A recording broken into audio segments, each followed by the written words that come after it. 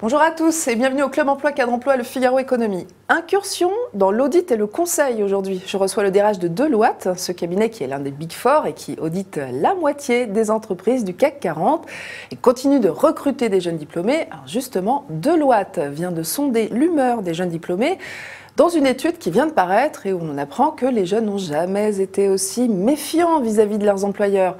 Alors comment fait le cabinet pour les attirer quand même ? Et comment réussit-il à les motiver? Les réponses de Jean-Marc Mickeler, vous allez voir, le DRH qui ne connaît pas la langue de bois.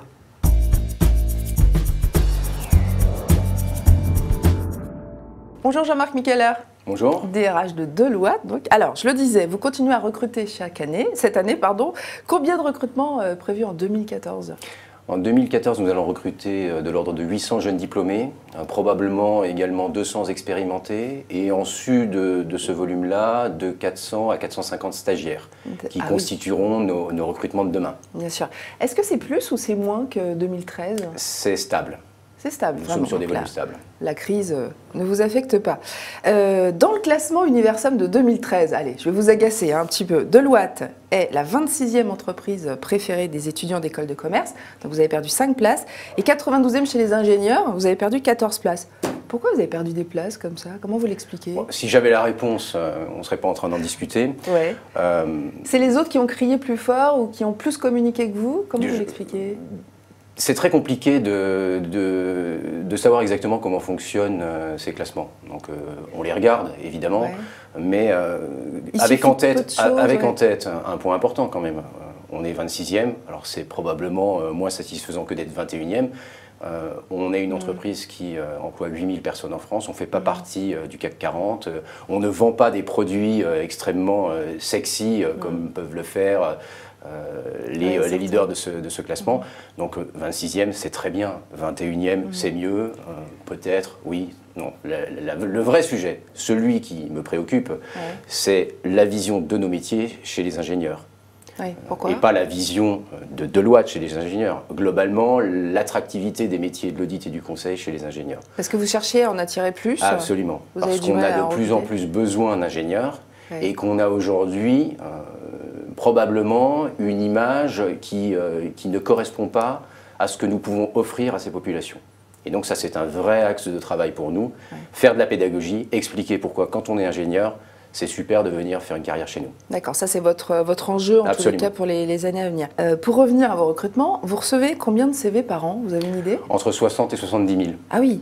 Est-ce que vous réussissez finalement à rester sélectif D'abord, on est organisé, je vous le disais tout à l'heure, on est 8000 en France, mais en revanche, on a une structure de recrutement qui correspond aux structures de recrutement des plus grandes entreprises françaises. Donc, on a des équipes qui sont occupées à plein temps avec des outils pour pouvoir effectivement, alors j'allais dire, faire le tri et au fond identifier dans toutes les candidatures que nous recevons les candidatures qui relèvent de l'opportunisme, des candidatures qui font montre d'une motivation certaine pour nos métiers, mais plus que pour nos métiers, pour les valeurs que nous incarnons. Et c'est ça qui est très important. Il y a combien de personnes dans ce service de sélection? Nous avons 15 personnes qui ne font que ça à l'année. Et tout est internalisé chez vous? Tout est internalisé. Vous ne sous-traitez pas en Inde ou je ne sais où? D'accord.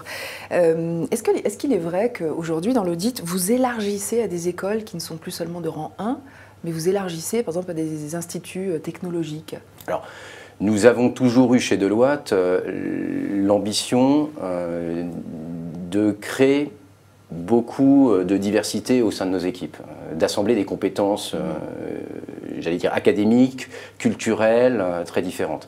Donc, le fait d'élargir nos recrutements aux universitaires, d'élargir nos recrutements à des formations étrangères, d'élargir également nos recrutements à des, j'allais dire, à ce que l'on appelle des nouveaux potentiels. Quand on va recruter quelqu'un qui a fait des études de médecine, c'est pas évident, c'est pas intuitif dans nos métiers.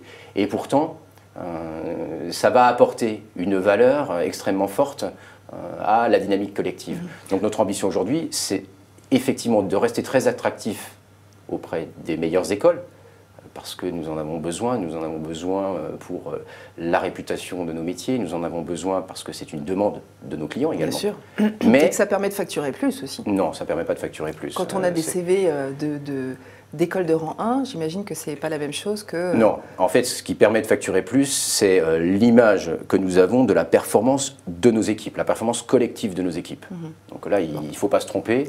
Des mauvaises langues c'est la qualité des produits. Ouais. Oui, c'est une façon de voir le métier, c'est une façon de voir le métier comme un apothicaire. C'est pas la façon de voir. Étant, il est vrai que dans l'audit, vos taux journaliers de facturation ont beaucoup baissé sur ces dernières années et qu'il fallait bien que vous réagissiez d'une manière ou d'une autre. Envoyer des jeunes diplômés bac plus 4, 5, j'ai du mal à le dire, vers des clients et en facturant toujours autant, c'était pas possible. Si on n'apporte pas de la valeur ajoutée, c'est-à-dire que si effectivement on est juste là pour c'est ce que vos clients demandaient en fait. Non, c'est ce que demandent les clients, c'est effectivement que l'on fasse nos métiers de base, mais également que l'on soit capable de leur démontrer qu'on est en mesure de leur apporter une valeur complémentaire et que cette valeur complémentaire, ça va les aider à aller plus loin dans une situation qui est compliquée, la situation économique d'ensemble. Et donc d'avoir des conseils avisés, d'avoir en face d'eux non pas un commissaire aux comptes, mais un business advisor, ça a une valeur, et cette valeur-là, ils sont prêts à la payer. C'est ce que vous vendez. Alors, prochainement, vous organisez le D-Day de l'audit. Les candidats arrivent chez vous à 14h, ils repartent à 20h. Donc c'est une sorte de marathon, 6 heures de sélection. Ouais. Et le lendemain soir, pour ceux qui auront réussi, ils reçoivent un contrat de travail, signé. Ah, un contrat de travail, c'est même pas seulement une réponse, donc 24 heures pour répondre.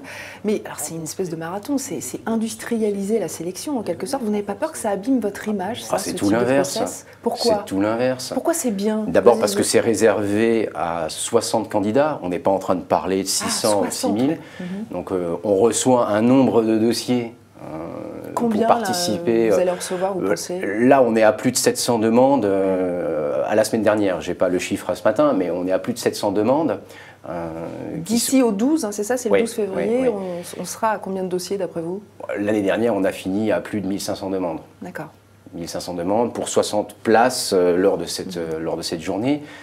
L'idée, c'est au contraire, c'est de sélectionner dans ces demandes des gens qui spontanément ne venaient pas nous voir. C'est le processus de recrutement condensé dans une après-midi, mais c'est également la dispense d'un certain nombre de formations pour faire en sorte que même si d'aventure on ne retenait pas leur candidature, ils ressortiront enrichis de cet après-midi. On va les former à la négociation, on va les former aux attentes des recruteurs, on va leur donner un bilan personnel de leur performance, exactement pour mieux se connaître. Et donc, quand bien même on ne les retiendrait pas, ils seraient mieux armés pour affronter les entretiens futurs ailleurs. D'accord.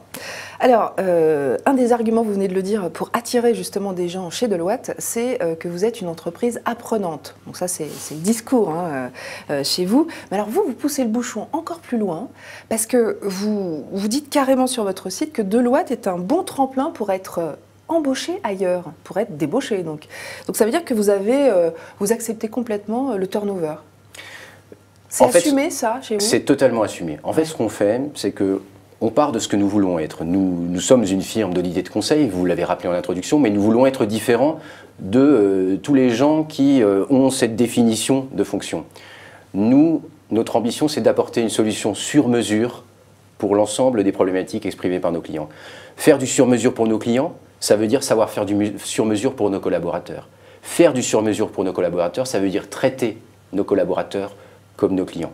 Donc ça veut dire assumer le fait que notre rôle, c'est de développer en permanence leur employabilité, de développer leur valeur sur le marché du travail. Marché, Et la meilleure façon de démontrer en permanence cette valeur, c'est de leur montrer à quel point ils peuvent aspirer à des postes dans les plus belles entreprises en France et à l'étranger, après un début de carrière chez nous. Mais vous pourriez aussi leur dire, vous allez devenir associé. Alors, quel est le ratio nombre d'associés par rapport à nombre de salariés chez vous ? On a 180 associés, donc sur les métiers de l'audit et du conseil. Donc on a 180 associés pour de l'ordre de 3000 collaborateurs sur ces métiers-là. Sur les métiers de l'audit et du conseil. De l'audit et du conseil, oui. D'accord. Bon, c'est vrai qu'il y a peu d'espoir de devenir associé. Donc c'est pour ça aussi que vous donnez un autre rêve? Non, absolument pas. C'est pour attirer pour retenir les meilleurs talents. La meilleure façon de les retenir, c'est de leur montrer qu'ils sont à tout moment libres de partir. Parce que vous recrutez aussi des expérimentés, et notamment beaucoup de gens qui viennent de chez Capgemini, par exemple. Et pour moi, ce sont des valeurs, ce sont des cultures assez opposées. Alors comment vous faites pour intégrer des gens qui viennent d'entreprises qui n'ont pas du tout les mêmes valeurs que vous? Corollaire de ma question, il était question l'année dernière que Deloitte se rapproche de Roland Berger. Pareil, c'est des cultures complètement différentes. Comment vous faites, comment vous travaillez la cohésion dans ce cas entre les expérimentés et puis une hypothétique fusion?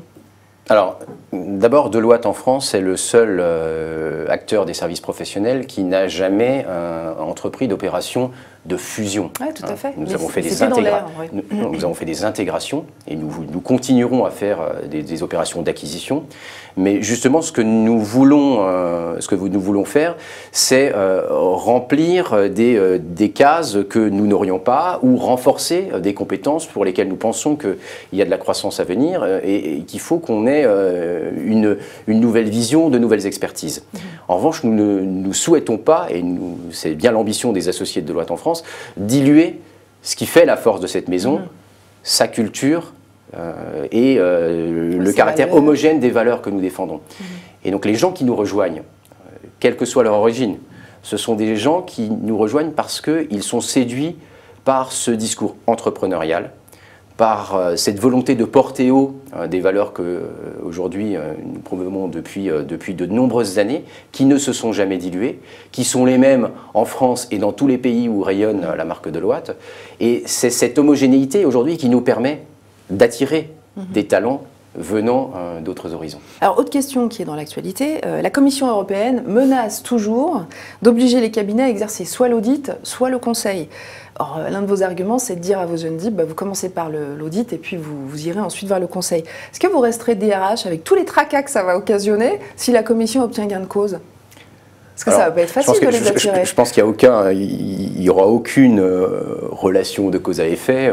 Si un jour je ne reste pas DRH, c'est parce que j'aurai une autre opportunité et parce que, comme pour tous mes collaborateurs, je souhaite continuer à faire des choses très différentes. Et je souhaite continuer à avoir l'occasion d'apprendre des choses nouvelles, donc ça n'a rien à voir.